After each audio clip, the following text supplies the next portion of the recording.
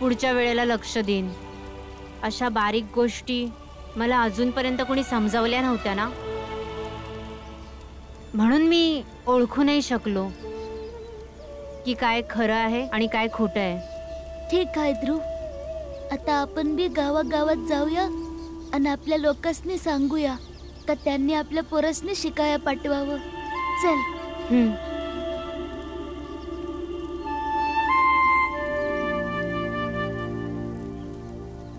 रामजी, तुम्ही सुद्धा काही वेळासाठी घरी जाऊन या. मी आहे इथे. अहो पर गुरुजी, तुम्ही चिंता का करत आहात? मी आहे ना इथे. ठीक आहे गुरुजी.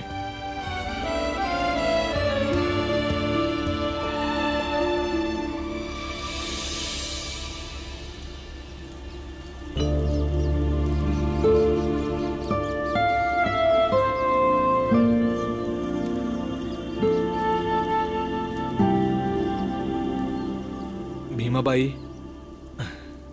थोडं पाणी पाज ग. वय आता आणते.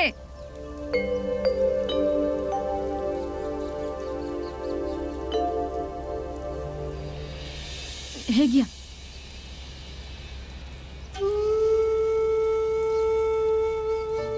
आव पाणी.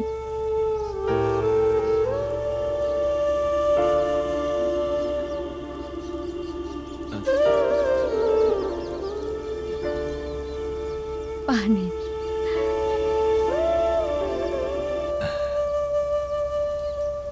कधी डोहा लागला कळलंच नाही. लय दमला आहात ना?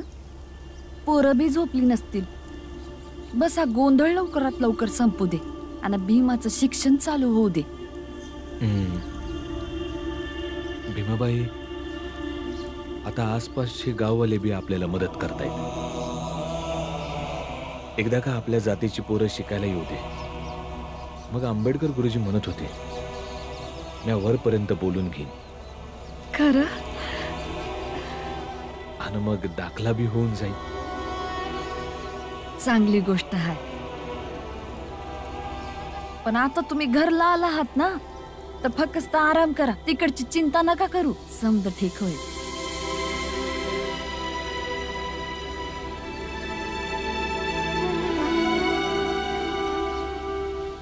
आपण सुद्धा गावागावात जाऊन आपल्या समाजाच्या लोकांशी बोलूया.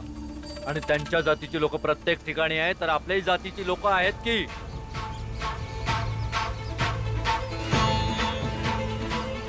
लढाई जर साताऱ्यात पसरली आहे तर लढाई जोरदार व्हायला पाहिजे. तो भीमराव काय म्हणायचा की लढाई जितकी कठीण असेल तितकी लक्षात ठेवली जाईल. शेठजी एकदम बरोबर बोललेत. आपण बी गावागावात जाऊन आपल्या जातीच्या लोकांशी बोलूया. हा, एकदम बरोबर. आपण जायचं आणि बोलायचं. पण ऐका, काय बोलायचंय आणि कसं बोलायचंय, सगळ्यात आधी त्यांच्या मनामध्ये भीती पेरावी लागेल की कालपर्यंत ज्या लोकांनी शिवलेलं पाणी पित नव्हतो आपण, आज ते आपल्या बरोबर बसून पोथी वाचायला उतावीळ झाले आहेत. हे सगळे एक झाले आहेत आणि आपल्या विरुद्ध योजना बनवत आहे लढाई करायची. ताई, ऐकलंय की भीमराव जिंकतोय आणि शिक्षणाचा शत्रू हारतोय. पण मी तर हे पण ऐकले माधवी की भीमरावाच्या विरुद्ध मोठ्या जातीचे लोक एक झाले आहेत आणि या वेळेच्या लढाईमध्ये जातपातीचा रंग घेतलाय. शेठजीनं चांगली युक्ती केली आहे. मोठ्या जातीच्या लोकांनी एकत्र तर केलंच आहेत, पण भीमरावच्या मागे बी 2 माणसं लावली आहेत. आणि ते ह्याच विचारात शोधत असणार की भीमराव जिथं कुठं बी एकटा सापडल त्याला मारून तिथंच फेकून देतील. जातीच्या लढाईत कुणी कुणाला मारलं काय कळणार आहे? बरोबर बोलत आहात काका. मी ऐकले की भीमरावाने सगळ्यांच्या नाकात दम करून ठेवलाय. तो संपेल ना तर सगळं ठीक होईल. बरं, तुम्हाला माहितीये का कुठल्या बाजूला गेलाय भीमराव? गावच्या दक्षिण दिशेला जो तलाव आहे त्या तलावाच्या तिकडनं जो रस्ता जातो तिकडच गेलाय तो.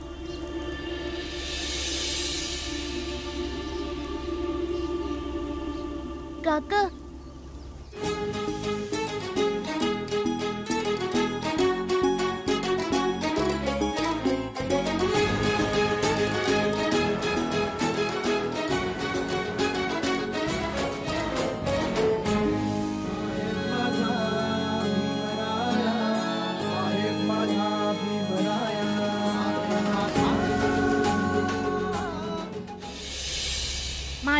अशी तू नाही जाऊ शकत.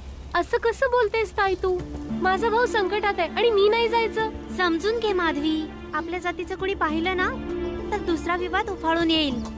जे होईल ते होईल, जास्त महत्वाचं आहे भावाचं रक्षण करणं. तुला माहितीये माझ्या पाठवणीवर पण याचा परिणाम होईल. आता जे पण करायचंय नीट विचार कर.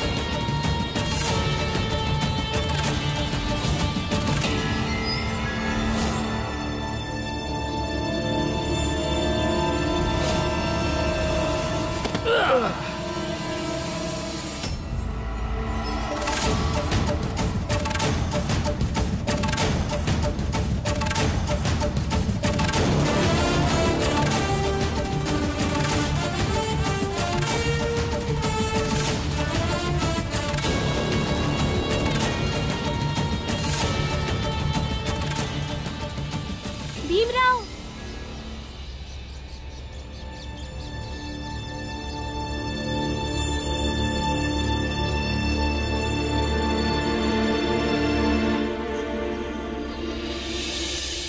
आभार तुम्हा दोघांचा. पण तुम्हासने कसं ठाव की ती दोघं माझ्या मागं होते? मी आणि ताई गल्लीत होतो. शेठजीनं चांगली युक्ती केली आहे. भीमरावच्या मागे 2 माणसं लावली आहेत. आणि ते ह्याच विचारात शोधत असणार की भीमराव जिथं कुठं बी एकटा सापडल त्याला मारून तिथंच फेकून देतील.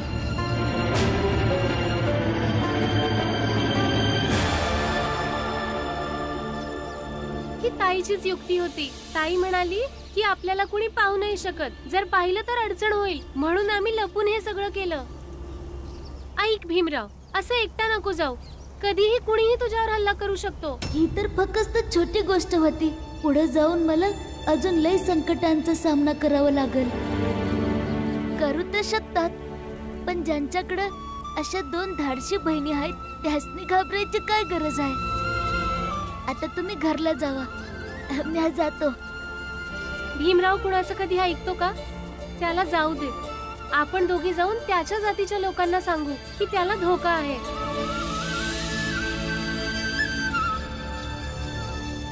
जितक्या लोकांशी आम्ही संपर्क करायला बघत होतो आम्ही संपर्क केलाय. आता बघायचं हे आहे की किती मुलं अभ्यास करायला इथे येत आहेत. रामजी, मला वाटतं की इतकी मुलं तर येतीलच ज्यांच्याबद्दल आपण म्हणू शकू की त्यांना शिकण्याची परवानगी दिली जावी.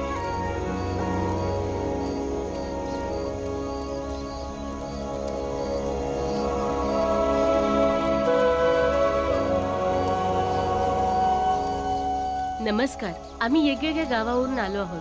कोण्या भीमरावाची अभ्यासामध्ये मदत कराया ह्यानं आम्हासनी सांगितलं आणि आई बाबांनी इकडे पाठवलं आहे. मॅच भीमराव आहे आणि मलाच तुमच्या समजांची गरज आहे. पण तुम्हासनी फक्त माझ्या मदतीपायी माझी साथ द्यायची नाही आहे, तर शिकायचं आहे, शिकून पुढे जायचं आहे. माझे बाबा नेहमी बोलतात की शिक्षणामुळेच इथल्या समाजाची प्रगती होते आणि प्रगतीशील समाजच प्रगत देश बनवतो. आणि जेव्हा आपण समज शिकू तेव्हाच या समाज आणि या देशाची मदत होईल. ठीक आहे, आता जमलंय. मी सकाळी सकाळीच इंग्रज साहेबांना भेटतो. मार्ग नक्कीच निघेल. हो भीम, आता तर तुझा विजय नक्की आहे. नाही ध्रुव, फक्त माझा विजय नाही, समद्यांचा विजय आहे आणि सत्याचा विजय आहे.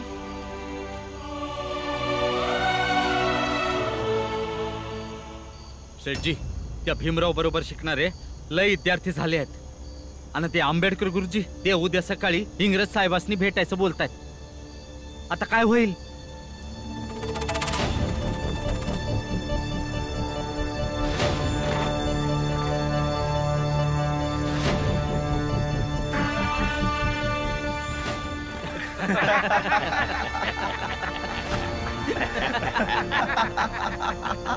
सकाळ होऊ दे वेड्या, गाव पलटून जाईल.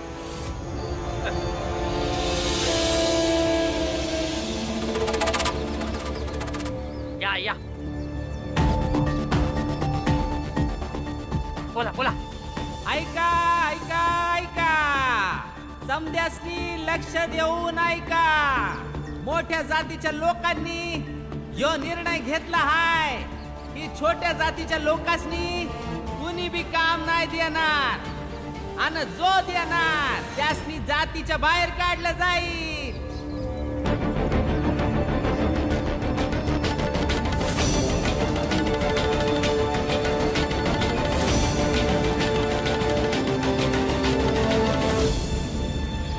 नीट ऐकू आलं ना तुम्हा सगळ्यांना की परत बोलायला लावू?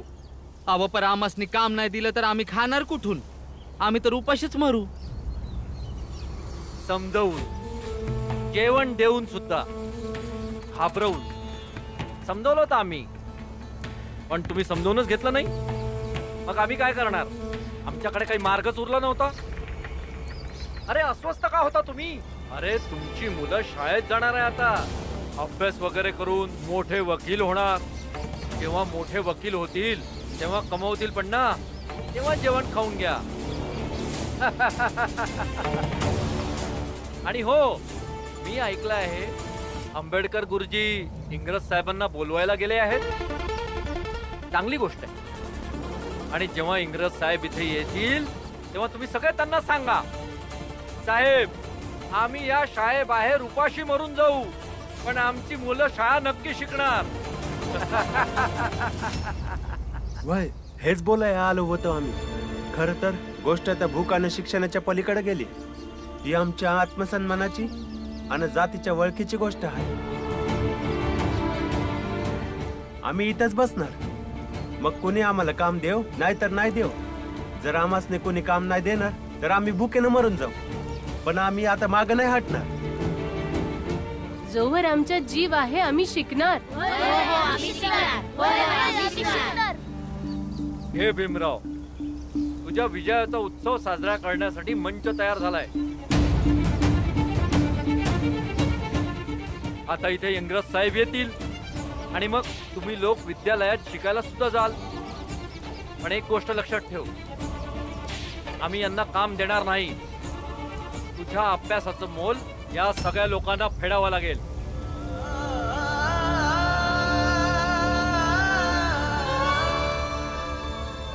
आज भीमराव तू जिंकशील सुद्धा, पण तुझ्या समाजाचे हे लोक नक्कीच हरणार.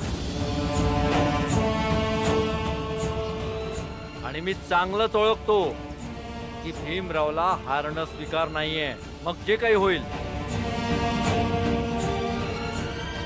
आज पहिल्यांदा तू जिंक नाहीतर हार. मी जिंकलेलोच राहील.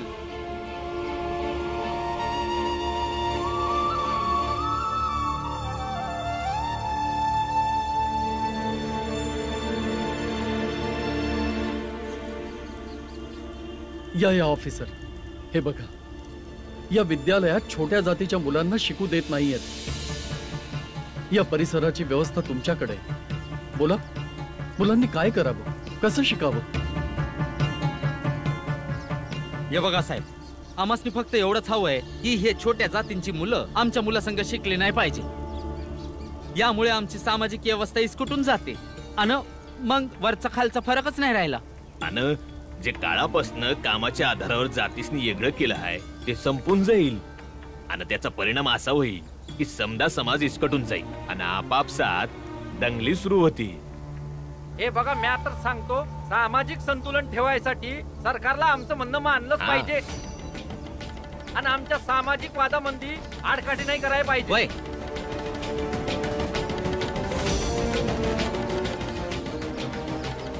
आता उत्तर दे भीमराव. बोल रामजी सकपाळ.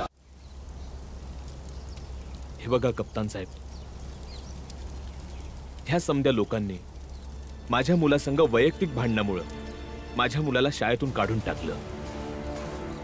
आणि जेव्हा आम्ही समध्यांनी मिळून जेव्हा विरोध केला तर शेठजींनी गाववाल्यांबरोबर ह्या लढाईला जातीचा रंग लावून टाकला.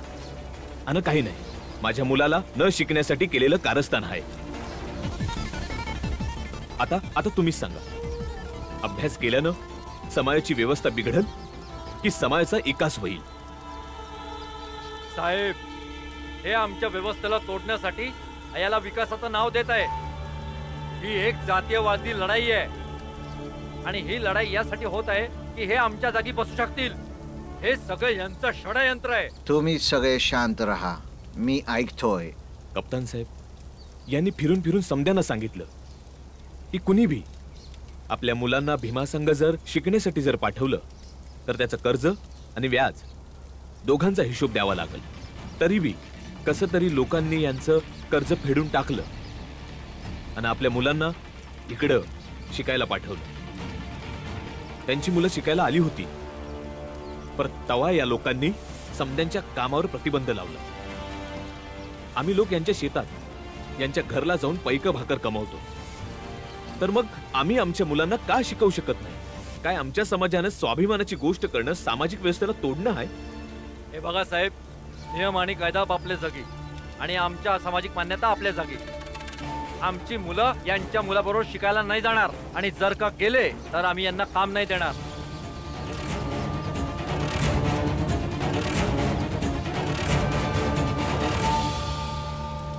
शिकायच्या गोष्टींवर तुम्ही हक्क आणि कायद्यांचं भाषण देऊ शकता, पण कोणाला नोकरी द्यायची कोणाला नाही द्यायची हा निर्णय आमचाच असणार. सर, अशी अट घालून वातावरणाला दूषित केलं जातंय. अशा अटीचा अर्थ आहे अभ्यास करा नाहीतर उपाशी मरा. गुरुजी, काम द्यायचं की नाही द्यायचं ही त्यांची मर्जी आहे. आपण त्यांची मर्जी बदलू नाही शकत. आपलं घर, आपलं शेत, त्याच्यावर तर माणसाचीच मर्जी चालते ना. मर्जी तर चालती आणि तुम्ही बी लोक यांच्या मर्जीनच चालताय ना. जसं तुमच्या फौजीमध्ये आमच्या जातीच्या लोकांपायी कोणती बी जागा नाही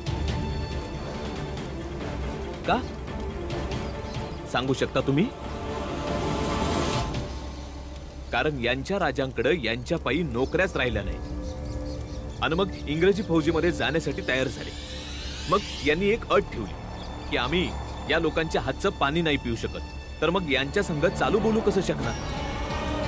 तुम्ही बी खुश झालात. इंग्रजी फौजेत मोठे लोक आलेत, तर मग छोट्या लोकांची काय गरज आहे? पण कप्तान साहेब, तुम्ही एक गोष्ट विसरला. इंग्रजी फौजेच्या सुरुवातीला इथं पाय रोवण्यासाठी आमच्यासारख्या लोकांनी जीवाची बाजी लावली होती. आता आमची मुलं शिकायला आली तर तुम्ही या लोकांनी महत्व देताय. जरी यांचा समाजात दबदबा आहे, तुम्ही हे नाही बघत की समाजाचा लय मोठा भाग यांच्यामुळं शिक्षणापासून वंचित आहे, न्यायापासून वंचित आहे, सन्मानापासून वंचित आहे, आपल्या हक्कानं वंचित आहे आणि तुम्ही यांची साथ देताय. Shut up!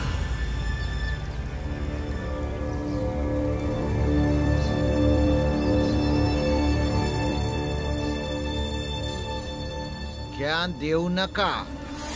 आम्हाला तुमच्या शब्दांनी आमच्या सरकाराविरोधात क्रांतीचा वास येत आहे. जो काही निर्णय घ्यायचा आहे तो लवकर घ्या. आम्हाला दुसऱ्या कामासाठी जायचंय. अंडरस्टँड? तर ठीक आहे भावांनो, निर्णय झाला. भीमराव आणि आमची मुलं शिकणार.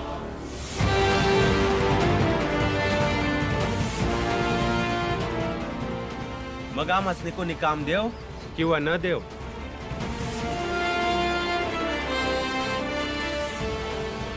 आता जरी आम्ही उपाशी मेलो तरी मुलं तर शिकणार शेठजी.